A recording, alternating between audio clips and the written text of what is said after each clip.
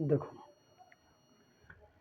Chemistry यानी रसायन विज्ञान समझने का कोशिश करना, बहुत अच्छा से अच्छा समझना। देखिए, रसायन विज्ञान जो है वो सबसे पहला साइंस का एक पार्ट है, साइंस का पार्ट है। इसमें 3 सब्जेक्ट पढ़ने को स्पेशल आता है।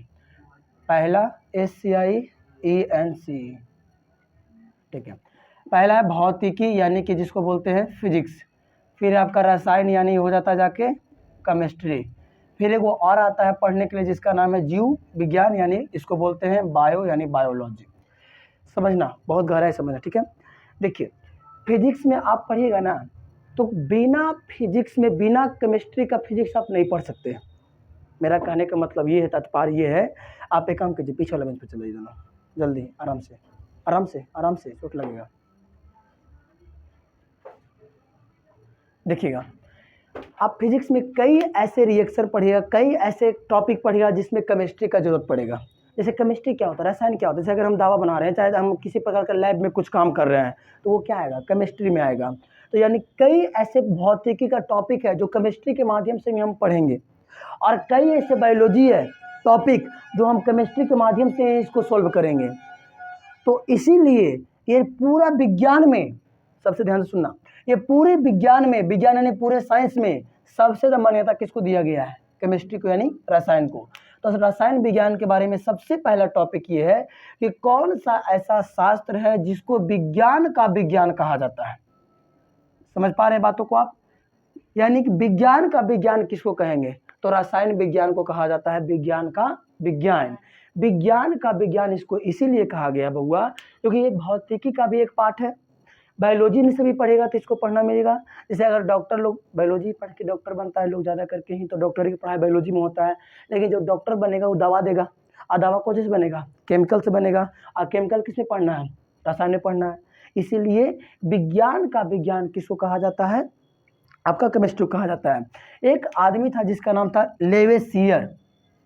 लेवेसियर ये जो है वो विज्ञान का, सॉरी, ये रसायन का जनक माना जाता है। रसायन का जनक यानी आपसे कोई पूछेगा कि केमिस्ट्री का पिता कौन है यानी जनक कौन है, तो लेवेसियर। लेकिन ये पूरा विश्व में ये है लेवेसियर। लेकिन अगर आपसे बोलेगा कोई भारत में, यानी भारत में जो है, भारत में रसायन का जनक कौन है, तो वो है पीसी राय। इसका पूरा नाम था पीसी राय, मतलब पीसी इसका कोई दूसरा नाम है, लेकिन किताब में शॉर्टकट में पी लिखता है, ठीक है। तो भारत में रसायन के जनक कौन है, पीसी राय। लेकिन अगर पूरा विश्व में बात करेंगे, वर्ल्ड में पूरा बात करेंगे, तो कौन है, लेवेसियर। अच्छा, किस विषय को या फिर किस शास्त्र को विज्ञान का विज्ञान कहा जाता है, तो आंसर होगा रसायन विज्ञान को विज्ञान का विज्ञान कहा जाता है। कॉपी निकालिए, लिखना चालू कीजिए।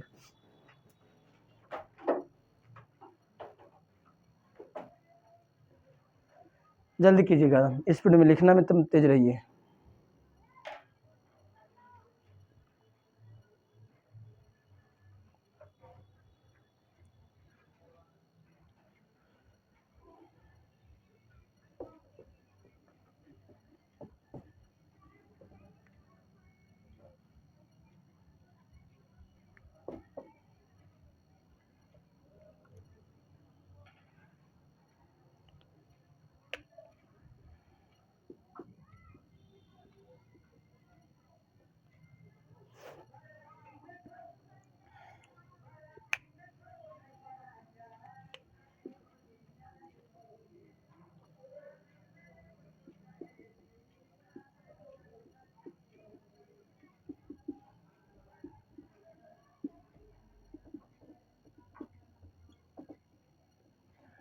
आगे चले। देखिए, अब समझिए ध्यान से। ये जो आपका क्या नाम बताए थे, जो पूरा विश्व लेवल पर काम कर रहे थे, उसका नाम था लेवेंसियर, ठीक है। लेवेंसियर ने काफ़ी तत्वों का बात किया, ठीक है। मेरे बात को ज़रा ध्यान से सुनना, ठीक है। देखिए, दुनिया का कोई भी तत्व, दुनिया का कोई भी पदार्थ है, वो ऑक्सीजन के सापेक्ष में ही जलेगा। जैसे अगर ये लकड़ी सपोज है, ठीक है, ये स्टिक है, इसको भी जलाएंगे तो ये जल जाएगा। क्या यहाँ पे ऑक्सीजन है, ऑक्सीजन की उपस्थिति में जल रहा है। यहाँ तक कि मानव खुद जो शव को जला जाता है वो ऑक्सीजन की उपस्थिति में जलता है। मात्र एक ऐसा तत्व है जो ऑक्सीजन के बिना जलता है। कौन सा पता है, जर्कोनियम। तो वो जो आपका नाम बताए थे लेवेसियर, वो लेवेसियर ने एक बात बताया कि एकमात्र ऐसा तत्व जिसका नाम है जर्कोनियम, ये कहाँ जलता है? ऑक्सीजन के बिना जलता है। ठीक है, बिना ऑक्सीजन के जलने वाला एकमात्र तत्व कौन है? जर्कोनियम। ये कौन बताया था? लेवेसियर ने बताया था। एक आदमी था जिसका नाम था प्रिस्टले। ठीक है, ये ऑक्सीजन का खोज किया था। ठीक है, यानी ऑक्सीजन का खोज करने वाला व्यक्ति कौन है? प्रिस्टले ने किया था। आपको ध्यान रखना है कि ऑक्सीजन का खोज किया था प्रिस्टले। ये जर्कोनियम क्या है? एक तत्व है जिसका मुख्य विशेषता क्या है कि ये बिना ऑक्सीजन के भी जल सकता है। अब आइए हम पदार्थ को जरा दो भागों में बांटने काम करते हैं। इसमें सबसे पहला टॉपिक पढ़ने को मिलता है पदार्थ। ठीक है, समझना। देखो बाबू, बहुत गहराई से समझाएंगे, जरा समझने का कोशिश करना। पदार्थ को दो भागों में बांटा गया है। आराम से थोड़ा, अभी मत कहना कि सर ठोस द्रव गैस तीन गो होता है, दो कैसे कर दिए हैं, रुक जाओ। ठीक है, पदार्थ को दो भागों में बांटा गया है। पहला का नाम है भौतिक के आधार पर, और दूसरा है रसायन के आधार पर। ठीक है, यानी पदार्थ को दो भागों में बांटा गया है, पहले समझ लो बाद में लिखना। ठीक है, हम बोर्ड लेके भाग लेने जा रहे हैं। देखो, पदार्थ जो है ना उसको दो आधार से बांटा गया है, भौतिक आधार और रसायन आधार। जो बाहरी क्रियाओं के आधार पर रहेगा, बाहरी ढांचा के आधार पर रहेगा, उसको भौतिक में रखेंगे, और जो उसको केमिकली आधार पर रहेगा उसको रसायन में रखेंगे। जैसे अगर कोई दावा है, दावा, तो दावा भी एक पदार्थ है, लेकिन वो कहाँ चला जाएगा? रसायन में चला जाएगा। लेकिन कोई ईटा है तो वो भी एक पदार्थ है, लेकिन उसका एक आकार है, आकार वो एक आयत के आकार है, तो वो चल जाएगा भौतिक में। समझ पा रहे हैं? जिसका एक आकार हो, जिसका एक अलग अपना एक बाहरी संरचना के आधार पर ही हम उसको देख सकते हैं, तो वो भौतिक में चला जाएगा। और जो उसके अंदर का गुण का विशेषता को देख सकते, जैसे में दवा हो गया, आपका जो पेंट करने वाला पेंट होता है वो सब हो गया, ये सब आपका रसायन में चला जाता है, उसके गुण बता रहे हैं। ठीक ना। अब जो है पदार्थ को भौतिक के आधार पर भी 5 भागों में बांटा गया है।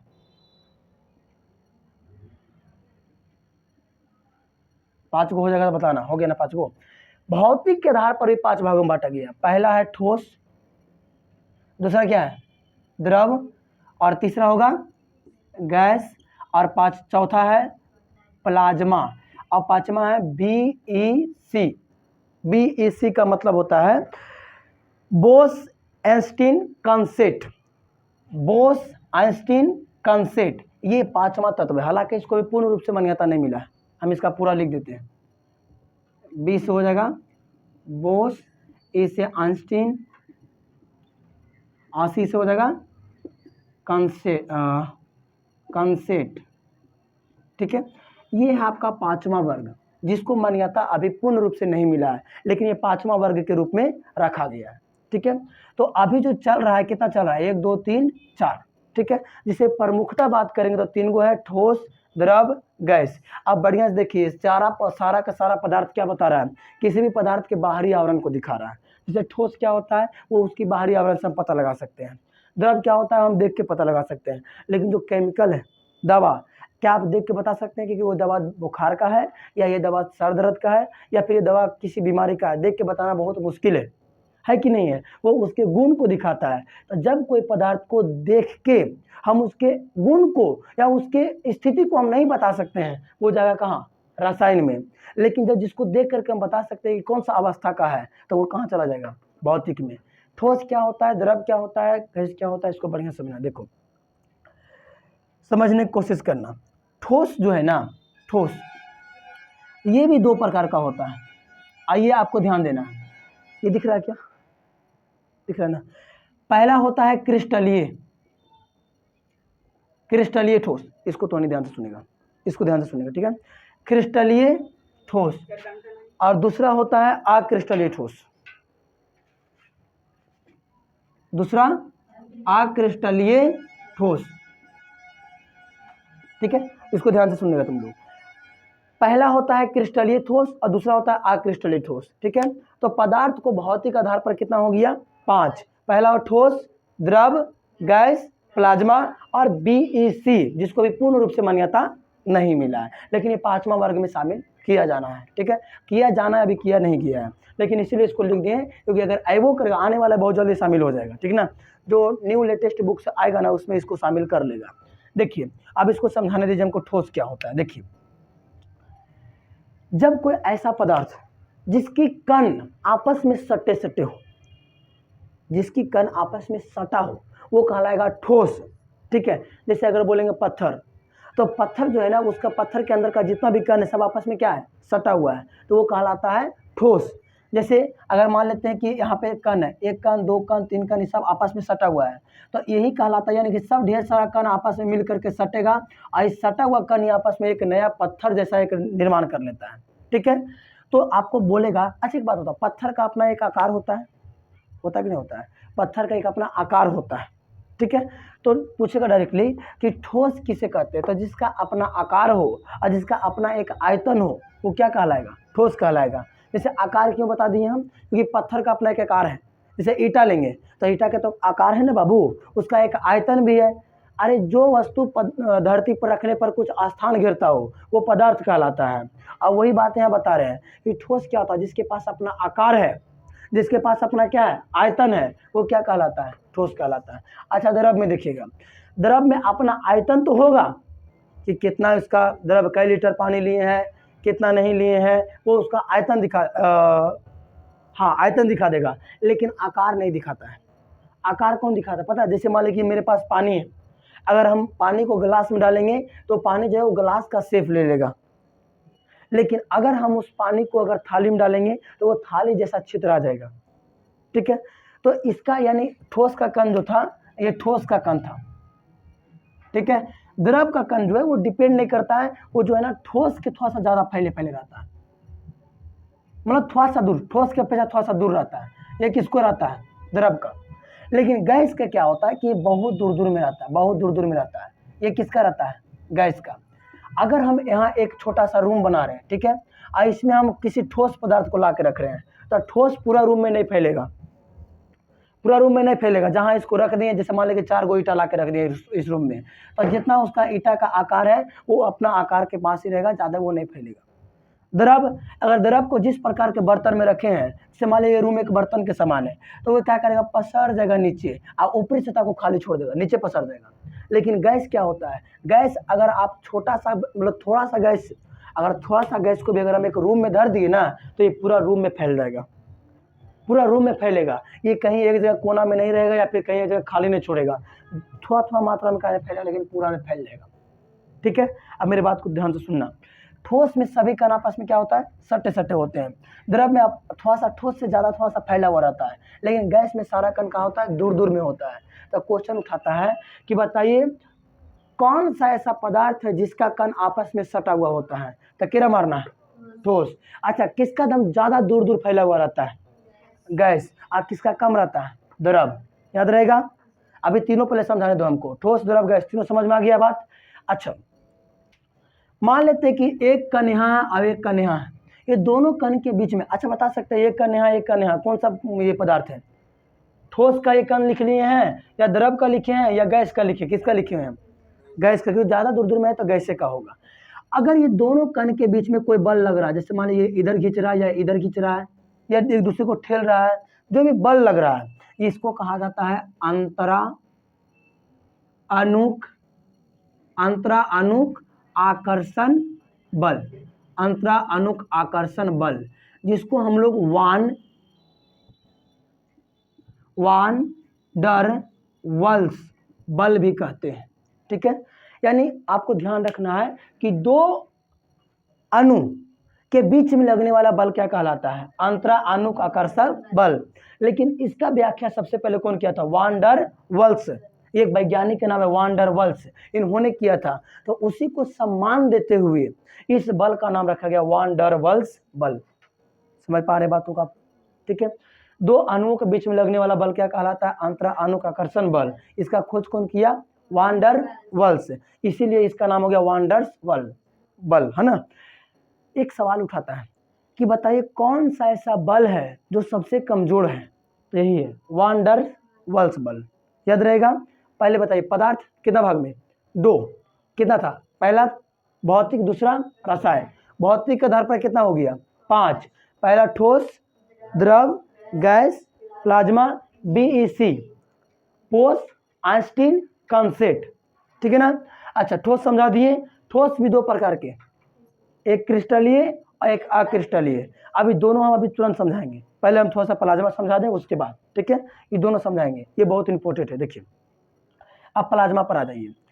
अब प्लाज्मा क्या होता है कि वैसा पदार्थ जो ना तो द्रव है, द्रव के नियन एकदम पूरा ढीला है, और ना तो ठोस के जैसे एकदम पूरा कठोर है, बल्कि वो मीडियम हो, वो कहलाता है प्लाज्मा। अब पता है प्लाज्मा क्या होता है? प्लाज्मा का तापमान पूछता है 6000 डिग्री सेल्सियस। ठीक है, जब कोई पदार्थ को 6000 डिग्री सेल्सियस पर ले जाके गर्म करेंगे तब वह पदार्थ किस रूप में आ जाएगा? प्लाज्मा में। जैसे लोहा तो पहले से क्या है? ठोस है, लेकिन जब उसको कितना डिग्री पर गर्म कर देंगे? 6000 डिग्री सेल्सियस पर गर्म करेंगे तब वो पूरा पिघल के लावा बन जाएगा। अब वही क्या कहलाता है? प्लाज्मा कहलाता है। अच्छा, सोनार लोग होता है, सोना वगैरह जो बनाता है, वो सबको देखिएगा, क्या सोना का आकार जो है अलग अलग होता, ऊपर ही आता होगा, फिर उसको बनाना पड़ता है। तो सोना सबसे पहले जो मतलब कंपनी से निकलता है ना, सोना जो पृथ्वी के अंदर से निकलता है सोना, उसका आकार लॉकेट के जैसा, कनवाली जैसा नहीं रहता है, बल्कि वो एक ढेला का समान रहता है। ठीक है, पत्थर के समान रहता है, और उसको गलाना पड़ता है कितना तापमान दे करके? 6000 डिग्री सेल्सियस तापमान दे करके। क्वेश्चन पूछेगा कि किसी भी पदार्थ को प्लाज्मा के अवस्था में परिवर्तित करना है तो कितना तापमान देना पड़ेगा? 6000 डिग्री सेल्सियस, तभी प्लाज्मा बदलेगा। अभी तो अभी पूर्ण रूप से भी व्याख्या नहीं किया गया, तो इसको भी रखते हैं साइड में। ठीक है, मुख्य रूप से आपको हमको ये 4 समझाना था। 4 समझ में आ गया। अब ठोस को 2 भागों में बांटेंगे। पहले आप लोग इतना लिखिए, अब इसको रोकते हैं।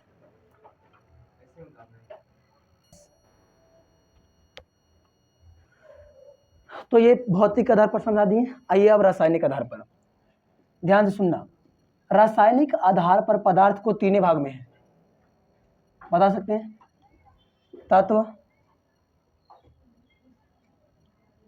तत्व, यौगिक, और एक बार कुछ होता है मिश्रण। ये भी पदार्थ का एक भाग है, तत्व, यौगिक और मिश्रण। ठीक है, ध्यान से सुनिएगा। देखिए तत्व क्या होता है, यौगिक क्या होता है, मिश्रण क्या होता है?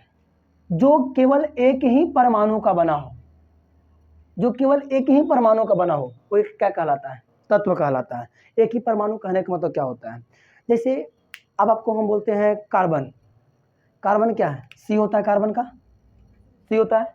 कार्बन में और कोई कण है? नहीं है, सिंपल क्या है? कार्बन। लेकिन बोलेंगे नमक, नमक का होता है NaCl।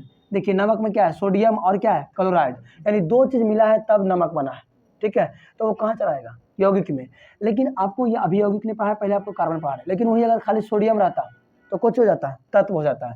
इस प्रकार तत्व का कुल संख्या कितना है? 118 है। 118 है। इसमें से 94 वो तत्व जो है ना वो प्राकृतिक में है। 94 कि 93 है? 94 है। ठीक है, ये प्राकृतिक में पाया जाता है। ठीक है, प्राकृतिक में पाया जाता है। अब ध्यान रखना, तत्व क्वेश्चन डायरेक्टली पूछेगा कि कौन सा ऐसा पदार्थ है जो एक ही परमाणु से बना होता है? तो आंसर होगा कौन? तत्व। कौन होगा? तत्व। तत्व को समझने के लिए हम सब एक आधार अपनाया जिसको कहते हैं आवर्त सारणी। आवर्त सारणी, आवर्त सारणी। तो आपसे डायरेक्टली बोलेगा कि तत्व के अध्ययन करने के लिए किसको एक भाग के रूप में अपनाया गया है? तो आवर्त सारणी के। तत्व कई गो है? 118 गो है। लेकिन तत्व सबसे प्रमुख सवाल यही है कि एक ही परमाणु से कौन बनता है? ऑप्शन तत्व, यौगिक और मिश्रण। तो एक ही परमाणु से केवल कौन बनेगा? तत्व बनेगा। ठीक है, अच्छा तत्व हो गया ये। अच्छा, जब एक तत्व और एक तत्व और मिल जाता है तो क्या बन जाता है? यौगिक। जैसे तत्व में आपका सोडियम आ जाएगा, क्लोरीन आ जाएगा। जब सोडियम का रंग कैसा होता है? सोडियम एक ढेला नियन रहता है पदार्थ। सोडियम कभी देखिए, सोडियम एक ढेला नियन पदार्थ रहता है, मतलब ठोस रहता है। हाँ, व्हाइट नहीं रहता, वो हल्का सा पीला टाइप से ऐसा रहता है। ठीक है ना, हल्का सा पीला टाइप से रहता है और ठोस रहता है। लेकिन जब सोडियम को जब क्लोरीन गैस सुंघाइएगा ना तो घुसिया के उजर हो जाएगा, और वो कोची कहलाता है? नमक। ठीक है, तो ये मेरे पास कोची है? सोडियम। ये कोची है? क्लोरीन। अगर ये दोनों को सुंघा देंगे आपस में तो कोची बन जाएगा? नमक, यानी NaCl बन जाएगा, नमक बन जाएगा। ठीक है, तो यौगिक किसे कहते हैं? तो जब 2 या 2 से अधिक तत्व आपस में मिलता है तो क्या बना देता है? यौगिक बना देता है। जैसे सिल्वर, आई क्या है? ब्रोमीन। ब्रोमीन Br से ब्रोमीन होता है ना, या ब्रोमाइड इसको बोला जा सकता है। अभी सिल्वर अलग है, ब्रोमाइड अलग है, इसको अलग कर लीजिए। ठीक है ना, और अगर यहाँ सटा के रख लीजिएगा तो ये कहला जाएगा आपको यौगिक। ठीक है, सिल्वर ब्रोमाइड जो कि आपका ये स्याही में होता है, स्याही में नहीं, अम्लीय वर्षा में पाया जाता है। अम्लीय वर्षा में आपको इसका बहुत ज़्यादा योगदान मिलेगा। और ये मिश्रण क्या होता है, देखिए मिश्रण का लिए एकदम सबसे अच्छा चीज़ यही है कि जिसको आप नहीं पहचान पा रहे वो मिश्रण है। जैसे में आपका वायु में कितना कण का मिलावट है, कौन सा कण मिला हुआ है, ये पूरा व्याख्या किया जाना असंभव है। ये क्या चीज हो जाएगा, मिश्रण। वायु हो गया, जल तो हो सकता है ना, जल में हाइड्रोजन है तो हाइड्रोजन जाएगा तत्व में, ऑक्सीजन है जाएगा तत्व में, लेकिन मिला दीजिएगा H2O तो चल जाएगा यौगिक में। तो वायु हो गया। और आपका जितना भी जैसे मिट्टी हो गया, किस में जाएगा, मिश्रण में चल जाएगा। मिश्रण में कई प्रकार का तत्व आ जाएगा। ठीक है ना, जैसे आपका कोई खाने वाला पदार्थ भी देख लीजिए। ठीक है, जो चटनी बनता है या फिर जो चाउमीन बन रहा है, उसमें कई प्रकार का मसाला डाला जा रहा है, कोई लिमिट नहीं है, अलग अलग प्रकार का मसाला है, तो वो कहाँ चला जाएगा, मिश्रण में चला जाएगा। तो ये तत्व समझा दिए, नोट कीजिए फटाक से। तत्व कितने परमाणु बने होते हैं, जल्दी जल्दी लिखिए स्पीड में,